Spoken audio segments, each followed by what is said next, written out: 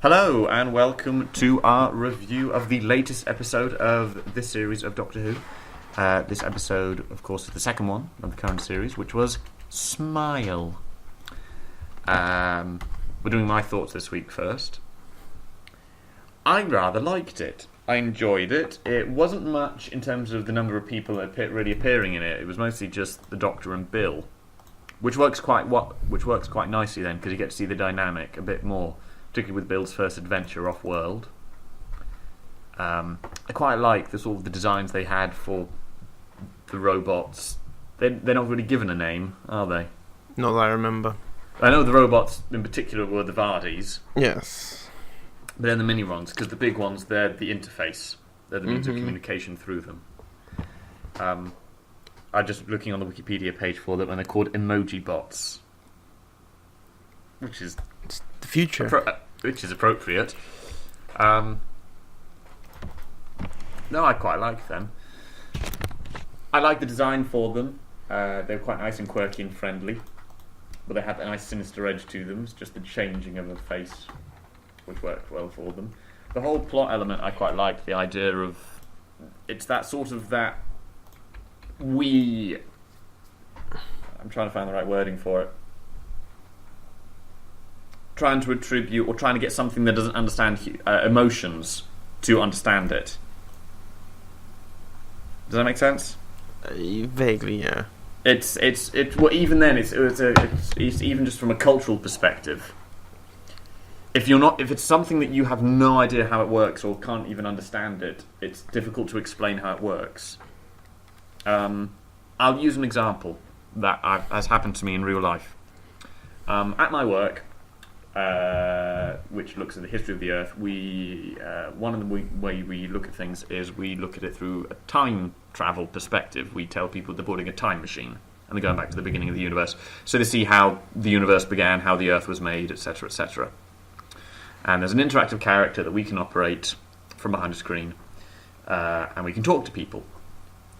And I remember months ago, I was there, and there were these, end of the day, these two women who were being taken around by a few people, and these two girls were young women, I should say, were from Ghana, and they were part of a big family that owns a lot of land in Ghana, and they were there with Nestle or something like that.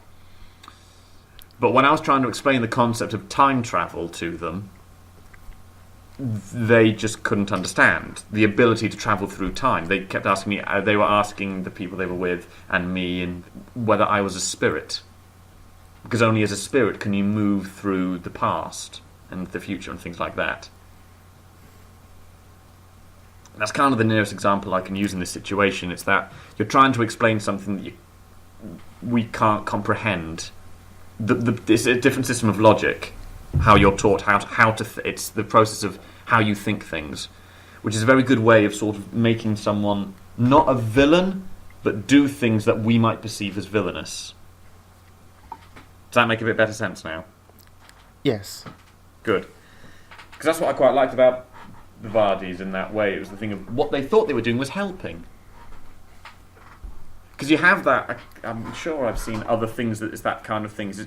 You try to do something to help, but everything you do just goes wrong, but you don't realise that it's going wrong. You think you're still helping. You're just doing what you've been asked to. And I quite like that. Even from a cultural perspective, the idea of, at the end of it... Spoilers. To be fair, as I always say, you're watching a review of the thing, you must have seen it by now. The Doctor saves the day. Doctor saves the day, of course, but that happens all the time. Spoiler. Not always. I can't think of times when he hasn't, but I'm sure there's been... You can say, I'm trying to think here. There are times when he does... There was one Tom Baker episode where they do like a sequel to one episode where he helped, but actually made things worse, and they went back and sorted out again. Well, you kind of had that a little bit with the long game, Eccleston, didn't you? Yes. Because when they went back made to it worse in the long run. It was all worse in the long run, yeah. But it was the idea that at the end of it, it's sort of, from a cultural kind of... It was almost sort of quasi-imperialism. The idea of the humans, they sent these robots out first to build everything for them, to get everything set up for them. And in the interim time, the robots have become self-aware and their own species, an emerging race, an emerging species in the new world. And it was their planet pretty much then, because they'd built everything, and it was theirs. And then the humans were very much, well, they're ours. It's our place, because we built them. But they don't know that anymore.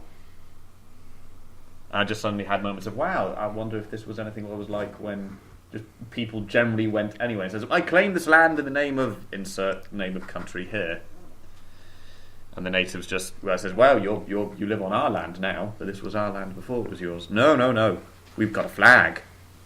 That makes it ours. It's going to get dangerously into history in a minute. Because there wasn't enough pillaging and subjugation to be... Well, in theory, we're just seeing the starting out point for it. But even then, you see, when the Doctor was explaining what had happened to them, you saw the immediate reaction for a lot of people. Attack the things that have attacked us. Which is a rational thing. It's a rational explanation. If they attack us, we'll attack back. Yeah, it's a rational explanation for it. I wouldn't necessarily say it's always the best option. I won't do Mum's thoughts exactly here, but I was talking to Mum about this, obviously. And she was saying, Mum mentioned about what she believes, if there ever comes the day when an alien arrives on Earth, before it has a moment to leave the spaceship, we'll have blown it up. Regardless of whether it came in peace or anything. Our first reaction will be destroy it. Which does seem to be the case a little bit. As a race, generally people, we are very afraid of things that we don't understand, or we can't understand. Our immediate reaction. You see, anything's different. Insert joke about modern day politics here. You can go back centuries. It's exactly the same thing. It's the thing of if something is different, we don't trust it because, again, it's almost that cultural thing of we don't. Well, that goes back to tribal times. Yeah, exactly. It's different. What you don't understand. And if it's different, well, that's not ours. We worry about it. And you're right. That's a thing that's existed since time right from the beginning of any of human civilization, and will probably go. Probably any animal species as well. Any animal species probably. Yeah, it's a okay. Animals act on instinct rather than logic or morals. Yeah. They're animals. But what we do isn't reacting on logic. It is instinct. It's the idea of we don't know what it is. It's new. Might be a threat. Might be good. So you hedge your bets. It's a natural reaction, but it's not logic. It is natural. It's instinct. I'm not saying it's good or bad. I'm just saying where the root of it comes from here. I rather enjoyed it. I thought it was I liked the opening. Yeah. It was a nice little scary thing of keep smiling. You've got to smile. It made me laugh. Keep smiling. Why? Mum's dead. What? Yeah, I was just thinking of, what? And they're all dead, but you've got to keep smiling. And part of me is thinking of, so that's working in retail, isn't it, as well? Yeah, keep smiling no matter how much insults and violent hatred they give you. No matter what, keep smiling. Leave your problems at the door. You've got to wear a smile. Doesn't matter. Which just reminds me of the line from the Nat King Cole song, Smile. Smile though your heart is breaking. Very true. Just keep smiling. And I was actually also just looking at the names of some of the characters in it. There's some of the shepherds. The characters had names? Yeah, you see, she mentions them, all the people that have died. Praiseworthy, good thing, steadfast. Those are character names. I really like that. Not in the sense that I would name my child praiseworthy or good thing or steadfast. Good thing. Yes, literally, there's one word. Good thing. It's called good thing. But I quite like that. I quite like the naming thing because it's never said exactly where in the future it is, other than it's at a point where the Earth has been evacuated, which I think. This is Doctor Who. That could be any period. It could be any time as well. It gets invaded more than. Well, as the Doctor said, he's encountered them at various points. I suspect this might be linked to some of the ones that we had. Do you remember the space whale one? It was Amy. Yes, second the episode. space whale. That was people evacuating Earth as well, wasn't it? They also had evil robots or quasi-robots. I forgot what they actually were. Oh, the Smilers. Yeah. Are they robots? Kind of. Yeah.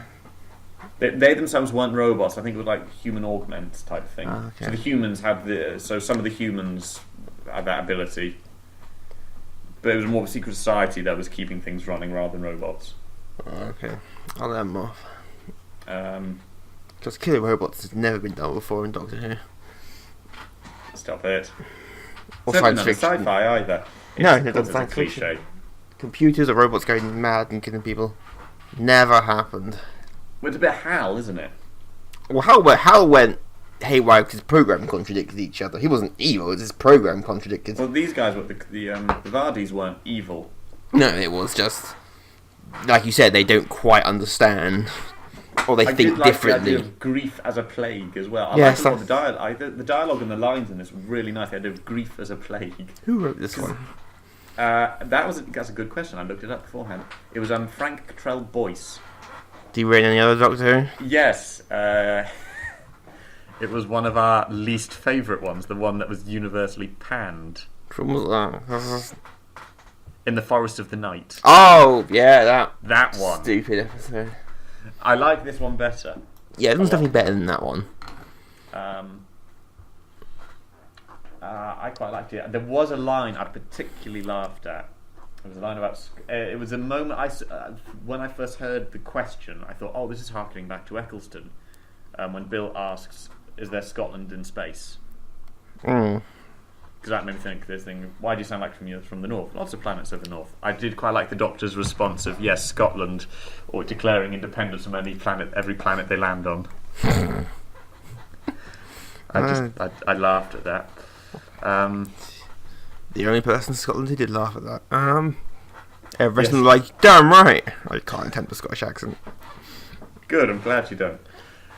You'd just be very angry. Let's jump. Yeah. No, I quite liked the episode. I thought it was quite nice. It wasn't too much on sort of emotional hook type stuff. I won't call it terribly. It wasn't powerful on the emotion front quite so much. No. It doesn't need to be. I mean, Doctor Who doesn't have to be sort of be, oh, my heart, or anything like that every time. Big on the feels. It was nice. It can be a bit too much on the feel sometimes. Sometimes a little bit. I quite liked this one. It was nice. It was light-ish. As much as Doctor Who ever is. I quite liked some of the questions that opened up a little bit. In terms of the idea of, like, just society, sort of like civilizations, culture, that kind of thing. Appropriations. Happiness. Forced, if necessary, happiness. Forced, if necessary, but the whole idea... But even then, it was almost... I don't know. The more you think on it, the deeper you tend to read into things, and then eventually start reading into things that aren't there. Which is sometimes the quality of a good piece of art, though, as well. If you read into something that's not there, but your interpretation works for it, you could almost argue it's kind of the idea of looking into emotions that you keep hidden and our inability to deal with them. Like grief. We don't know how to deal with it. People, not just they as an individual don't need to deal with it, but people around them. It's kind of, what do you do when someone's grieving? Or someone's upset? You just kind of don't know. Thick sarcasm. There is no sort of thing that you do. I did quite like the badges. The fact that you can never see them. Yes. And the sense of it works as well. It's the idea of you never know what your mood is. You can't see what your mood is because it might impact your I mood. love you know what your mood is. Yeah, you'll know what it is. But You just don't need to see it. Yeah, But the idea, if you see it, that will influence what it is, and then it's a feedback loop. I would argue breach of privacy, but that died years ago. What do you mean? Yes, everyone can see your mood. Yeah, but in many ways it's not any different than things like with Facebook, because you can post... Yeah, well, at least Facebook generally is your choice. Yes, that is true, but even then, people see your face. Yeah, but if you Your face shows what you're... When it worked out, do they do hidden, like, how deep do those badges go into, like, is it just on the surface or is it genuinely? What do you mean? The badges, how... Because people can act one way but feel entirely different. I don't know. It's like, if because the badges go right deep, you could argue that is, because people can act happy, cheerful, but they can be really depressed inside. Well, judging from the episode, it would seem that it's kind of not very deep at all. Because obviously, when Bill and Nat were scared but smiling, the badges registered them as smiling. Oh yeah, my mum turned to me and went, "Have the robots been programmed with insecurity and sarcasm?" I went, "That's a good question. That's a good question." I was like, I suspect so. it's just like being really sarcastic about it. And about, we're happy, very happy over here. Really happy.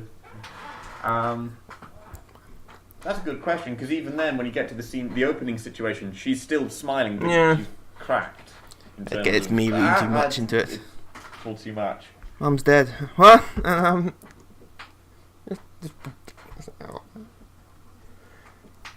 I don't know how deep we go. That's enough of my thoughts on it. What were your What else thoughts? do I need to say, really? I don't know. Your opinion. Gone deep enough into this.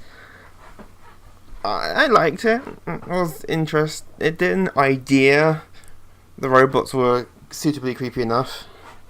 Especially with their skull eyes. Oh yeah, the skull eyes were nice. And it had that nice moment that we like in terms of if something's chasing you, it's slow. It's complete with the reason of why it's slow. Yes, I loved that. As soon as it says, usually it means it doesn't need to go quickly. And the walls being made of the little. Yes, they were made of the Vardis, the microbots. Which, yes, that's an interesting idea. The walls can kill like you. That. There's another Doctor Who episode in that somewhere. Generally, the whole city is a living thing. I like that. I liked the episode. It was tense-ish. Had moments of it. And yeah. I had moments where I didn't quite know where it was going as well. Because I didn't know quite how they were going to resolve it. Especially when they suddenly revealed all the people in the pods. Right, okay. Okay. Suppose that makes sense. They would be. Well, we knew there would be people because. And the dead woman. Yes, it was all quite interesting because the end kind of like, oh, this is different. A very different story now, I think. I quite liked that because obviously that also provided the explanation of why they did what they did. Because that's always the key thing. You need to know. It's the motive. Why has this happened?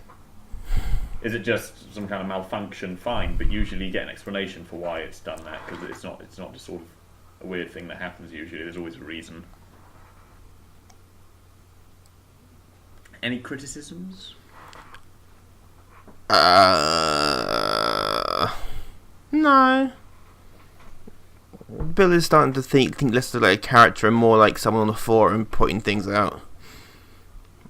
That's just me. That's adorable for a while, but after a while it gets... It's her second episode. Irritating. Like, yes, you've read the forums that people can question things. We get it. But once she's out with TARDIS, she was fine. It's just the beginning bit in the TARDIS. Once she's actually out, taking a picture with her smartphone. Which we would do. Yes. It's like, what about the ear thing? Oh yeah, I quite like that. However that works. No, questioning Doctor Who science is you just leave it. Yeah, don't question it. Just go with it. You know. It's an interesting idea. If someone who listens to us is scientifically orientated, will probably come with some. Questioning Doctor Who science is like questioning science in Red Dwarf. Just don't. Or Star Wars, or any sci-fi. Well, I don't class Star Wars science fiction. That's an entirely different debate.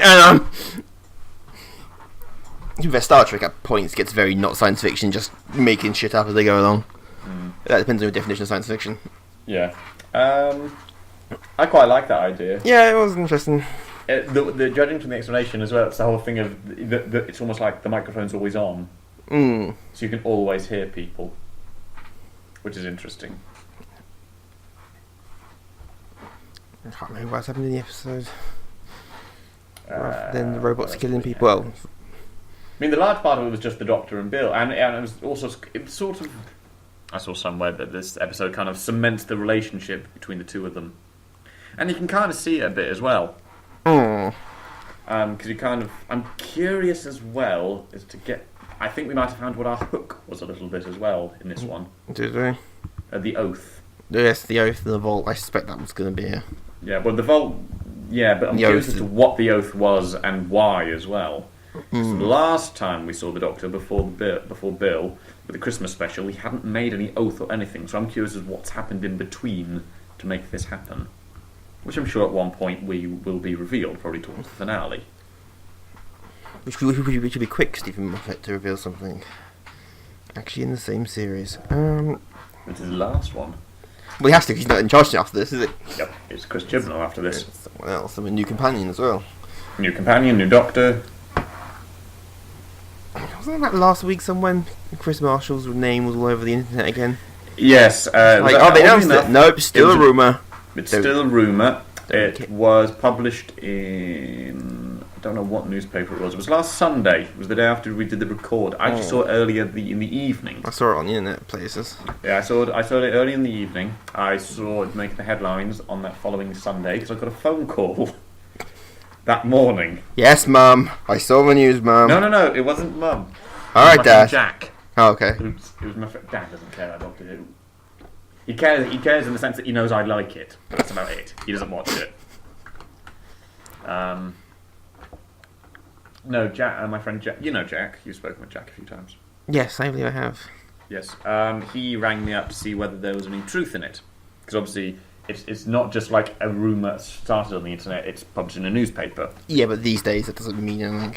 No, it doesn't. Well, it's published in Not, newspapers. for those of you who haven't heard this, Sean and I have discussed it previously about the potential candidates for it, and Chris Marshall was they closed betting with him as the favourite, with the odds-on favourite. Yes, we bet on this in Britain.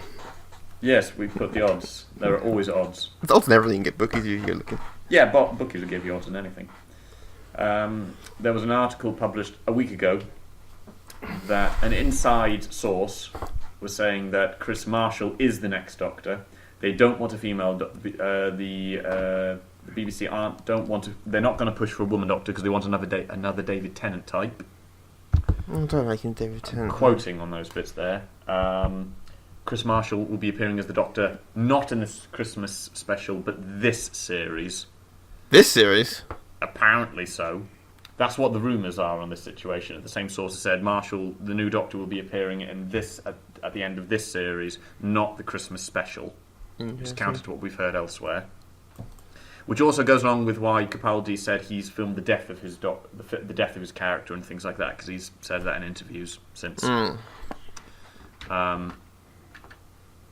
The BBC have stated that they're not commentating, and nothing's been. They have not confirmed, and they're not commentating on casting decisions for Series 11, which is the next one.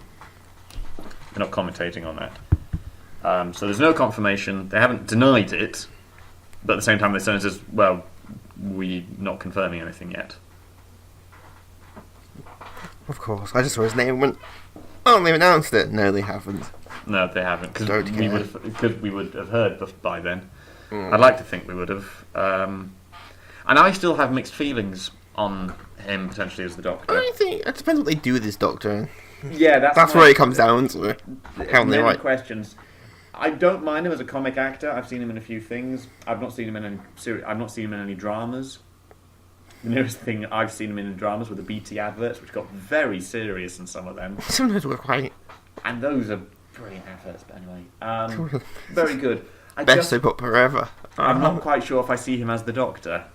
But how dramatic of an actor you need to be? This is Doctor Who. No, not even just drama, but just it's when you look at something like, can you imagine them playing the Doctor? And I'm not sure if I can necessarily. Obviously, it's the situation of until you see them actually doing the role, you never know, because you don't know how they're going to play the part. Chris Marshall's characters usually for comic ones, and Doctor Who can sort of blur the line a little bit between whether it's drama or comedy and things like that. Don't you see the thing at the beginning? This is pure drama. Yes, it is. That's what I'm like, oh, for God's sake. Well, I think it is technically, the budget it gets is from BBC Drama. Isn't the drama budget higher than the comedy budget? Yes. That's probably why. That is why. They have, the drama will always get higher, because comedy is, there are fewer comedy programmes generally, because you don't get comedy ones necessarily as much. The drama gets higher in viewing figures as well. Where's it going? Chris Marshall, Doctor. Not sure. Yes, not sure. Whenever I see him in a lot of roles, he tends to sort of play sort of clumsy, bumbling fool type things. Do what they did with Patrick Troughton, where he did play the bumbling fool, but he did it intentionally to make people think Matt that Smith he wasn't. Was a little like that in moments as well, though. Oh, he's not. He's actually. Because Matt Smith actually said he based his a bit more on Troughton.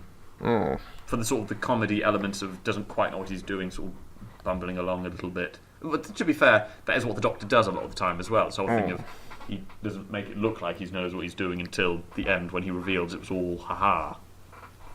I've worked it all out. Which is an effective way of playing the game, really. Because if you act like an idiot, no one ever suspects you. Oh. I know that from personal experience.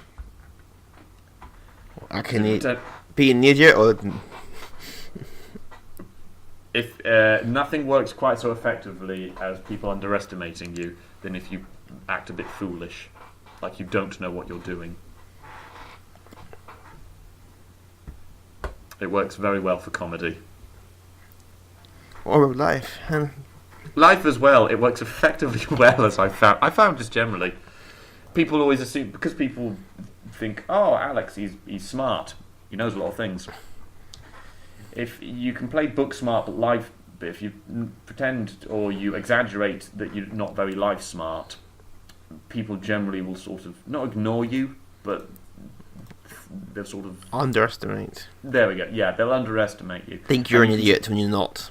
Yeah, and therefore you can surprise them quite effectively when the moments call for it. Going, you can do it, and things like that.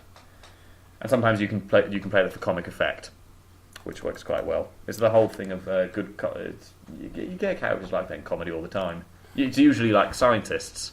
Nothing's quite so comedic as someone who is incredibly intelligent but does something so bone-idly stupid that anyone else could do it, but they can't. And sort of that juxtaposition of different kinds of intelligence.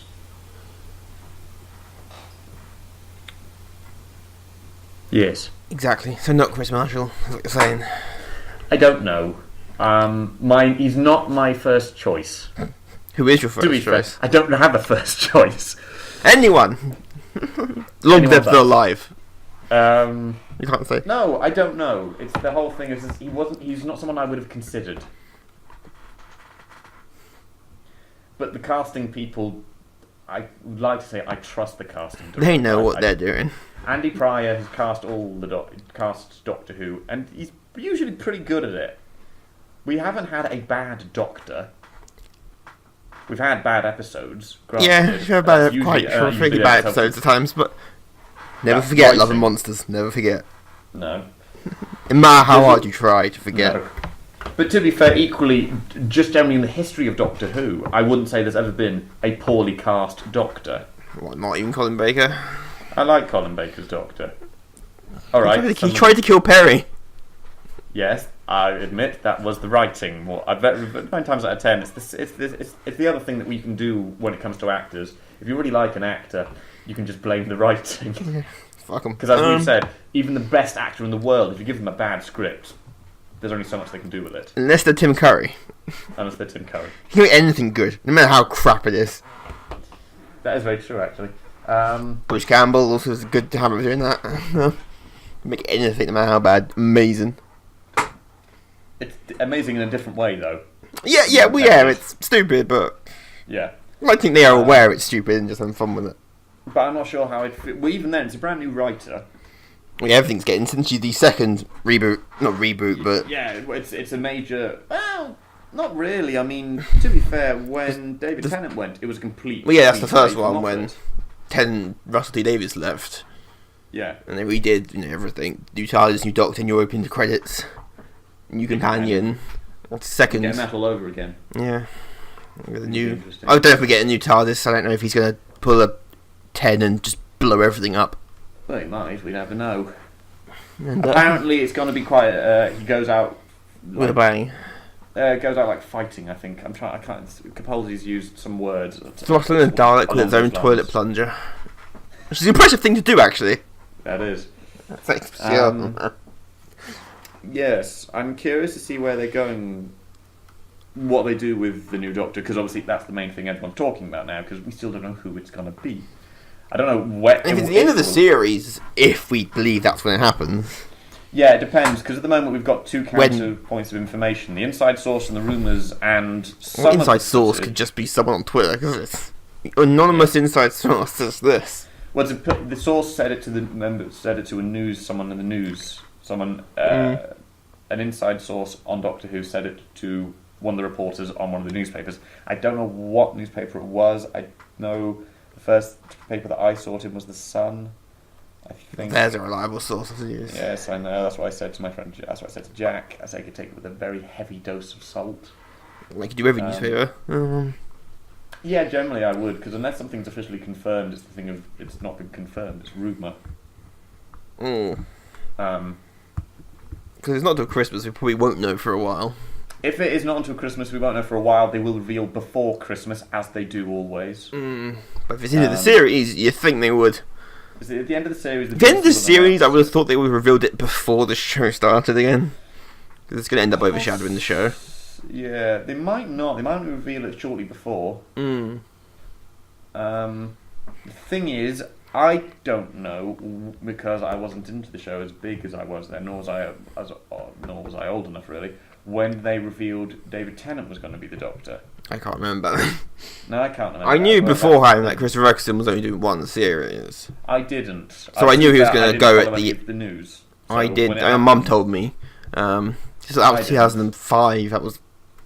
Jesus. Feeling old. 12 years ago. I cried my eyes out when Eccleston regenerated. I liked Eccleston. I didn't know quite really what was happening. Oh, I knew my mum's Doctor Who, so I vaguely knew of Doctor Who. Well, I knew they changed, but it was very upsetting for me, because it was kind of...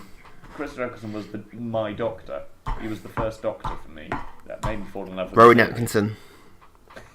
He would still make a great Doctor. He would still make... by... Yes,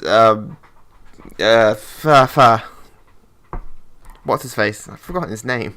Richard Curtis, wasn't it? Yeah, I think it was. But, I can't remember. That's an amazing episode. And I want Jonathan Pryce as the Master. No, it wasn't. The Curse of Fatal Death was written by, drumroll please... I can't be asked. I don't know if I'd knock something off my desk. Stephen Moffat. No. Oh, yeah, I thought it was. Apart from I was thinking of... It was Moffat, but was it Richard Curtis? Richard Curtis wrote, Vincent the Doctor, didn't he? He did write Vincent the Doctor. He's written those. Which is a brilliant episode, and I love that. Great episode. Of course, Bill Nye's in it. Yeah. Bill Nye is in... Bill Nye is the Doctor. Now that's an idea. He can rock the bow tie. I like Bill Nye. He can do so many things. He's an actor. It's so versatile. But he's also a Hollywood actor and does films, so they won't slump. They won't slump for the movies. No, that's the other key thing as well. You know. I mean, yeah. Well, probably for one-off episode's fine, because the whole series is a lot more of a commitment. Yes, it is. That's one of the key things for a lot of people, is the difference of a series. Plus, I mean, that's one of the one of the reasons Chris Marshall was mentioned. It was because he left Death in Paradise. Yeah. And he actually the filming on that finished months ago, ages and ages ago. And the reason he left it was because his son or sons, children, bought a phone that wasn't BT, and he had to go sort them out. No, they were just about to start school. Oh, okay. And he didn't want to have to sort of be toing and froing between filming in the Caribbean and back home whilst they're at school. So he wanted to be back in the UK for that. Which in theory does mean, yes, his scheduling is free to do Doctor Who. But as are many actors in the UK. It's also the point that generally they don't go for well-known actors for the Doctor. Because even David Tennant, back before doing the Doctor, wasn't that, compared to what he is now. The big thing that he got well known for Casanova. was the thing. It was Casanova, which started at the same time. I've never watched, but I know. I didn't watch either. I do know there was the Radio Times issue that announced Doctor Who was coming back. Actually, has on the front cover is a photo of David Tennant, because Casanova's just about to start. Matt Smith, complete unknown. Yeah. Peter Capaldi was known thanks to The Thick of It, but wasn't really a household name. No. I've seen him in a few other bits and pieces I quite like him in, because he's a much older actor, so he's done a lot more. Yeah. Chris Marshall is known a bit too well, possibly. It'd be interesting. I mean, it's not to say they wouldn't cast him. No, but if you're generally they go for lesser well-known actors. Yeah, generally. They'll slump for a much lower salary. And BBC's budget keeps getting cut. Partially, yeah. I suspect it might be the case. Regenerate. You're asking for too much on your salary. Regenerate them. Well, we know the reason why Regenerations came about in the first place. It was Will Hartnell was them. Will Hartnell was his health. His health was declining. He was having trouble remembering his lines. Quite badly. He was suffering quite badly from dementia. Why? And one of the greatest ideas in television. I can't remember whose idea it actually was. Can't remember whose idea it actually was. Sidney Newman. It was Sidney Newman's idea. He was the creator. It was his idea. The idea of what if we make him as a man who can change faces. And so we got comic actor Patrick Troughton in. And that's when the bitching started ever since Doctor Who. Every time there's a new Doctor, someone's complaining somewhere. Oh, he's not as good as the last one. Or these days, he's not as good as David Tennant. Yeah, it seems to be a very universal thing. No, I'm curious as to see who they end up going with, if it's someone. Because all the names that the bookies always mention. That being said, a lot of the names the bookies mentioned for the 12th Doctor before Capaldi was confirmed. Capaldi was eventually mentioned towards the end of it. But a lot of those names weren't household names. Which I quite liked. And a few of those, I recognise a few of those when I saw the faces. I thought, I know who they are now. And I quite like that. A lot of the names mentioned now are quite big names. Well, yeah, you're not going to get well-known ones. I mean, Tilda Swinton. No. She can make way more money being in films. Chris Marshall is quite well known. If you've seen My Family or the BBC adverts. Or Death in Paradise. Yeah. Which was another big name, because that's going into its fifth or sixth season now. Which is pretty good.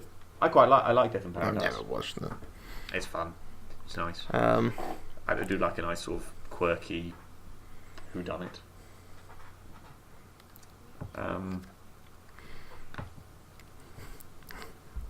Yes, we've sort of deviated a bit from this. We've gone on to into conversations about the Doctor. I should never brought it up. We're keeping on topic. Back to the episode. Back to the episode. I liked the episode. I didn't have any problems with it. I liked it. I hate emojis, but yeah, that's me. Yes. Shall we finish off crotchety old man on the episode with what Mum thought of it? Oh, shrug. That's all I got from her. Or your mum, you got a shrug? Yes, I got a shrug. Like it? Eh. Take it. Your mum was brief.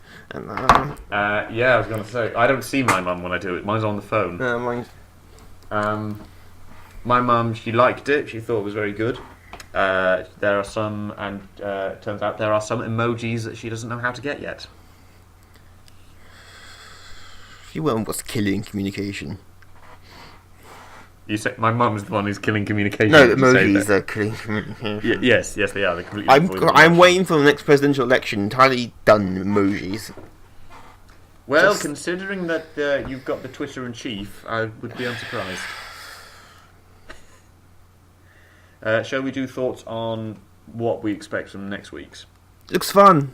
Giant anglerfish or something under the sea, under the Thames. The frozen Thames. When I first saw the frozen Thames and the elephant, I thought they were in the Ice Age. I went, that's not a mammoth. I was like, Ice Age now. And then I was like, why is an elephant on the Thames? I mean, it must be bloody cold. Well, this is that thing. It was I think there was a particular event where the Thames. Yeah, there was They got so cold in London, the Thames froze, and there was a fair held on the Thames. I don't know when, but it was a real thing that happened. It looks quite fun. Yeah, the underwater. I do like underwater. They have some diving suits in somewhere. Oh. Yeah, old school one. Boy, I assume they are. I'm not... Some nice old school diving suits as well. So that's what happened to that whale that swam up the Thames. It travelled in time and now taking its revenge on humans. It looks quite fun. It looks like another scary, in massive brackets. Oh, yeah, scary. Forgot to. That one's Thin Ice. It's called. Of course it is. Well, that's what it was called. It's written by Sarah Dollard, who, for Doctor Who, she's only written one other episode. That's one I rather liked.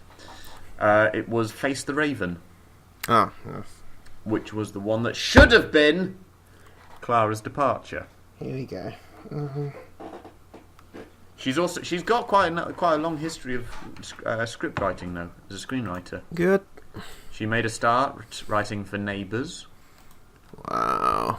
She wrote Neighbours. She's worked on Merlin, Primeval, Being Human. Wow, she's got quite good. Oh, that's quite a nice CV. That's quite a good CV. Oh, I'll write a name down. We'll hire her to write our series. Good CV. And those are all quite good episodes there. Yes, we'll bring her in. she's on the list. Send her in. So we like your work. We'd like you to write for us. What do you do? That's a good question. Sean? No, write something for us. We'll discuss it then. It's come up with something. No, it looks quite good. I do like the look of. I like it when they go historical. Yes, and they dress up. I quite like it, particularly when it's nice and Victorian, because it suddenly gets very dark and sort of yes, slightly secret society, conspiratorial. Yeah, the Victorians were very macabre. They were incredibly macabre. Obsessed with death. It's cloak and dagger. It's very much that, isn't it? It's dark shadows, lurking behind corners, all that kind of thing. Got a nice feel for it. If you want to do something nice and creepy, Victorians is the time. Victorians is usually a nice place to do it for. Go for. On the 24 winters in which the Thames froze. Been 24. There must be one in particular where it was. I can't. Again, I think I'm just looking at just back to our conversation about when Capaldi actually goes. Moffat is writing the Christmas episode. Interesting. So, and apparently, Chris Chibnall, as Moffat did, will be writing the first lines of the next Doctor. Because Moffat wrote the first lines for Matt Smith's Doctor. So I can presume that rumour is just a rumour. Everything's a rumour these days. It is. And the other thing I've just remembered, though, apparently this series has got a 3-parter. Has it? Oh, God. Yeah, I can't find it by the looks of it, unless they change writers, but we know they've done that They've before. done that before. When the writers change through... Not always, though. I mean... Sometimes they do. Like when the 2-parter changes. But apparently this one's got the first 3-parter since quite a while ago. There aren't any directors that are staying on for 3. You've got a few that stay on for 2 episodes and things like that. No writers. Each episode's done by a different writer apart from the final 2 episodes. They've done that before. Swapped writers in the middle of... They've done that before, though. They have done it before. Writers. Other TV shows have done it. Star Trek's notorious for it. Swapping writers halfway through a 2-parter. It is odder to swap directors, though. Yeah, that is an odd one. That's what... Because at the moment, all the directors generally like 2s, which doesn't tell me much, particularly because there's only one... Throughout this series, there's only one moment where it's the same writer for 2 consecutive episodes, and it's the final 2 episodes. Oh, yeah. And which are both Moffat, obviously. I can't see a single 3... Lawrence Goff did the pilot and Smile. Bill Anderson's doing Thin Ice, Knock Knock. Daniel Nethime is doing Extremis and The Pyramid at the End of the World. So they're all consecutive ones by and large, but I don't know where the 3-parter is exactly. It's the finale and Christmas. That's a hell of a gap. From the 1st of July to the 25th of December. They split the series in half before. They have split it in half, which I wouldn't put it past them to do it. It's a weird way to do the 3-parter. There's probably some budgetary reason to do it. And of course, there's the other big question as well, which we've had before, to do with regarding, because we've got a whole change of everything, is Bill. Oh, she was going. Yes, well, Bill is going. But it's curious of how? Why? Dark plunge to the face. Okay, we can stick him with that. Right, I think we'll sum up. What's wrong with a Dalek plunges to the face? That's the most awesome way to kill someone. It's only been done, what? Once, and as far as I can remember. It's like, finally, someone put that thing to... That was terrifying. Someone put that thing to use. What I loved about that shot is in the behind the scenes bits from Doctor Who Confidential, they said that originally they were going to have the sound of the bone cracking and crunching. They ended up removing it from the episode because they thought it was too scary. Oh no, Ofcom do the censorship things. They do, but it was the. I think it was Mr. Davis and the writers that actually decided, let's not actually do it. You might scare the kids, which that's kind of the point of the Daleks. The point. Once did scare the shit out of people. Without hearing. Yeah, they became cultural icons, but they scared the shit out of kids. Yeah, Daleks are scary enough. You don't need to add the crunching and blowing that's a bit too far. And then just a flush of a loo. It's toilet plunger. Right, okay, we'll finish there then. So good episode. Good episode, we enjoyed it. No major qualms. Nothing major. Nothing major. Let's see what next week has in store for Thin Ice. And you can join us then. Thank you very much. Oops.